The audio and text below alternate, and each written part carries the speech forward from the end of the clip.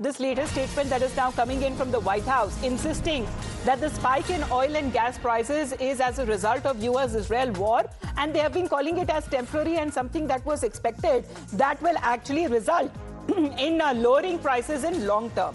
Because they believe that once the national security objective of Operation Epic Fury is fully achieved, Americans will see that the gas and oil prices will drop rapidly, potentially even lower than they were prior to the start of the operation. Well, that seems to be another, kind of an assurance, however, that has been coming in earlier, to which President Trump said that this was expected, and however, this is a very small price to pay when it comes to achieving global peace.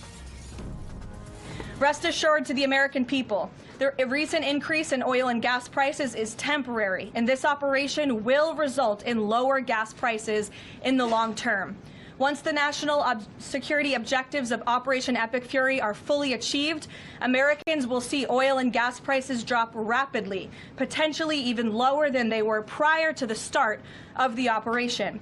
And we will live in a world where Iran can no longer threaten the United States or our allies with a nuclear bomb. Well, Shinjoy, can there be any comparison? Because these seems to be, big statements that are coming in, but it would be fine when it comes to big and self-sufficient countries. What about the others who have had and who have been badly hit, especially when it comes to the global supply chain being hit?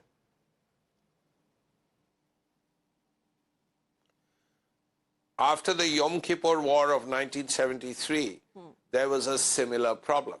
Of course, it was different because the OPEC countries got together and deliberately reduced production. And this was to hurt not just Israel, but also the West. Now the situation is a little different. But as a result of this war, it's a demand and supply situation. Now, just the other day, the Americans imposed sanctions on 2 Russian firms. Now, for a month, there'll be no sanctions. Just as an example. The fact that the Canadians are speaking up and saying, look, we have the oil, we'll supply you with the oil, is another indication of the fact that things on the ground are not very good. And if, as you rightly said, only 45 of these tankers have crossed the Straits of Hormuz in the last 12 days, that's 4 a day, 5 a day at the most. And if that is so, 5 is a very small percentage of the numbers that actually crossed or during before the war, which shows that supply of petroleum has gone down enormously. So this will hurt refineries. It will then hurt all of us. Yes, now, for the US, it is not much of a big deal because it says that once Operation Epic Fury is over, things will start to normalize and will stabilize and the prices will go down rapidly. However, they believe that this is a small price to pay, especially when it comes to achieving global peace, according to the US. Now, as far as when it comes to oil supply is concerned, US seems to be doubling down on India's waiver, the 30-day waiver that it believed that it had allowed India to purchase Russian oil. However, the reality check is something different because India never stopped in the first place when it comes to the purchase of Russian oil.